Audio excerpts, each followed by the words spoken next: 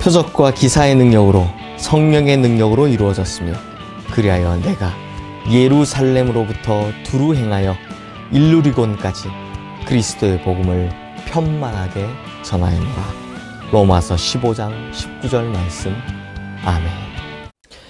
계속해서 매일 묵상을 통해 사도 바울이 어떻게 복음 사역자의 사명을 잘 감당해 나갔는지, 또 사도 바울의 그 간증 어린 고백을 통해 그의 복음 사역의 성공적인 요소가 무엇인지를 살펴보고 있습니다.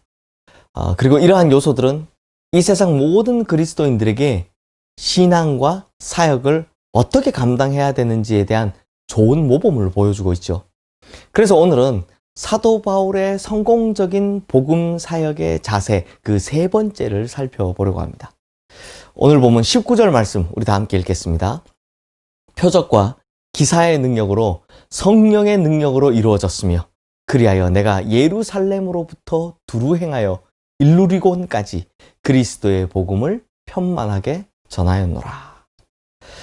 여기서 그리스도의 복음을 편만하게 전하였노라 라는 말을 문자 그대로 해석하면 복음으로 넓게 채웠다라는 뜻입니다. 그런데 그리스도의 복음을 편만하게 전하였다라는 말이 가지는 진짜 의미는 사도 바울이 최대한 많은 곳에 복음을 전하기 위해 최선을 다했다라는 뜻입니다.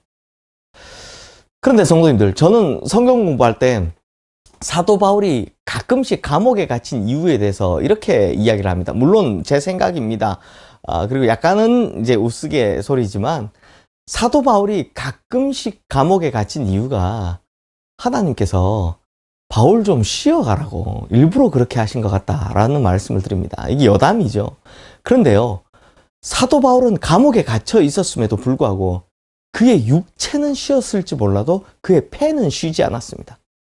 그러했기에 그가 쓴 편지들이 후대에 남아 성경이 되었고, 우리가 지금 이 성경을 통해 사도 바울이 전한 하나님의 말씀을 볼 수 있는 것이죠.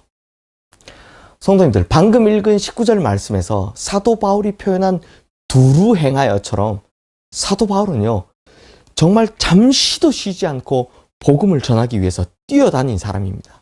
사도행전 13장에서 선교사로 파송을 받은 이유로 보면, 그의 행적을 보면 실루기아, 구브로, 밤빌리아, 비시디아, 이고니온, 그리고 14장과 15장을 거쳐서 루가오니아의 루스드라, 더베, 시리아, 실리기아, 버가, 그리고 16장으로 넘어가서 부르기아, 갈라디아, 무시아, 드로아, 빌립보, 그리고 17장으로 가면 데살로니카, 베레아, 아덴, 고린도, 에베소 등등등등등.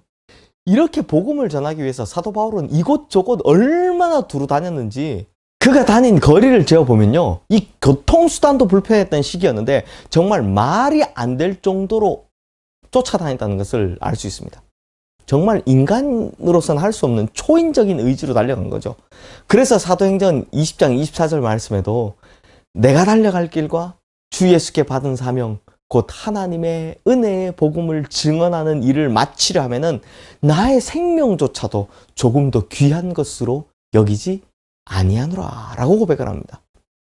정말 대단한 열정이지 않습니까? 바로 이것이 사도 바울의 성공적인 복음 사역의 세 번째 요소입니다. 뭐라고요? 열정. 이 열정 말입니다. 복음에 대한 열정이죠. 그러면 성도님들, 사도 바울은 왜 이렇게도 놀라운 복음의 열정을 가지고 달려간 것입니까? 바울에게는요, 무엇보다도 복음은 인간을 구원하시는 하나님의 능력임을 믿는 확실한 믿음이 있었기 때문입니다.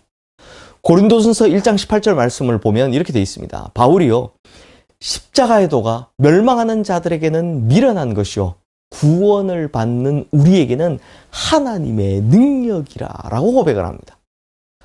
성도님들, 생각해 보십시오.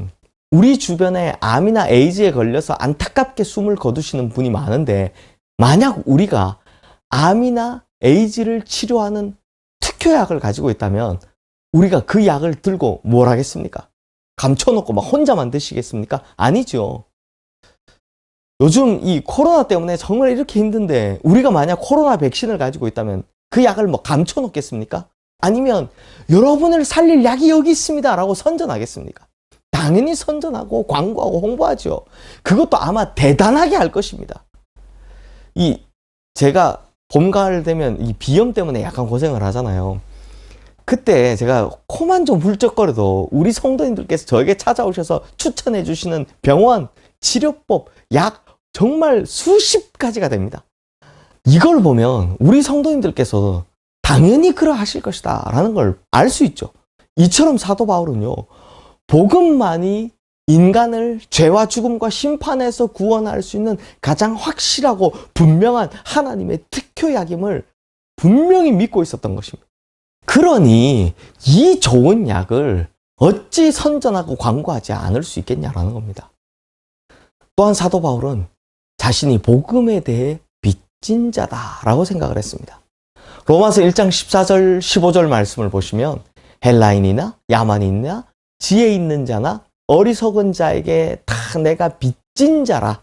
그러므로 나는 할 수 있는 대로 로마에 있는 너희에게도 복음 전하기를 원하노라 라고 합니다.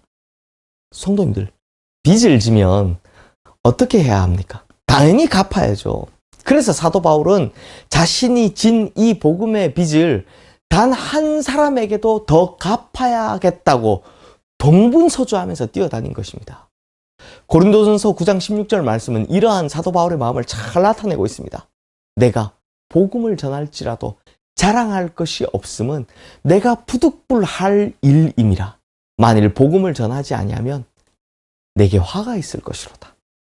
그렇다면 성도님들, 복음 전하는 것이 내가 부득불할 일이라고 오히려 복음을 전하지 않으면 내게 화가 있을 것이라고 하는 이런 빚진 자의 마음, 오늘 우리에게도 이러한 복음에 대한 부채의식이 좀 필요하지 않겠습니까? 사랑하는 성도님들, 사도 바울이 그렇게 복음을 전할 수밖에 없었던 이유, 즉 이런 열정이 가능했던 것은 무엇보다도 예수 그리스도에 대한 뜨거운 사랑이 있었기 때문인 줄로 믿습니다. 주님을 너무 사랑했기 때문에 그 주님께 대한 사랑이 너무나 끌어올라 주님이 구원하시기 원하시는 영혼들을 도저히 그냥 보고 있을 수가 없었던 것입니다. 그러니 주님이 기뻐하시는 일이라면, 내가 사랑하는 주님이 기뻐하시는 일이라면 바울은 그저 목숨을 바쳐서라도 감당할 수밖에 없었던 것이죠. 그래서 내가 사랑하는 주님이 원하시면 아골 골짜기라도 소돔 같은 도시에도 갈 수밖에 없었다라는 겁니다. 고린도전서 16장 22절 말씀에 보면 바울이 이런 고백을 하는데요. 만일 누구든지 주를 사랑하지 아니하면 저주를 받을지어다. 우리 주여 오시옵소서. 이 말씀은 사도 바울의 가슴 속에 타오르는 그 주님께 대한 사랑을 잘 나타내주고 있는 거죠. 그러니 바울은 뛰어다니고 싶어서 뛰어다닌 것이 아니라 그리스도의 사랑에 사로잡힌 자가 되었기 때문에 뛰어다녔다는 것입니다. 그러므로 성도님들, 우리에게도 사도 바울 같은 주님을 향한 뜨거운 사랑이 필요합니다. 정말 주님을 사랑하는 그 사랑이 가슴속에 불타올라 주님을 위해 충성하고 봉사하며 저 영혼들을 위해 수고하고 애쓰고 눈물 흘리며 그리스도의 사랑을 전하는 그런 가슴들이 우리 성도님들에게 회복되어야 할 줄로 믿습니다. 기도하겠습니다. 하나님 아버지, 이 복음에 대한 뜨거운 열정, 이 모든 것은 복음에 대한 확신, 또 복음에 대한 빚진 마음, 그리고 그 무엇보다 주님을 사랑하는 마음, 이것에서 출발한다라고 합니다. 주님, 우리가 다른 것 다 몰라도 주님을 사랑하는 그 뜨거운 마음만큼은 다시 회복되게 하여 주시옵소서. 그래서 우리가 다시 한번 하나님을 향해, 내가 사랑하는 주님을 향해 복음을 위한 그 열정이 다시 한번 우리에게 샘솟게 하여 주시옵소서. 예수 그리스도 이름으로 기도드리옵나이다. 아멘.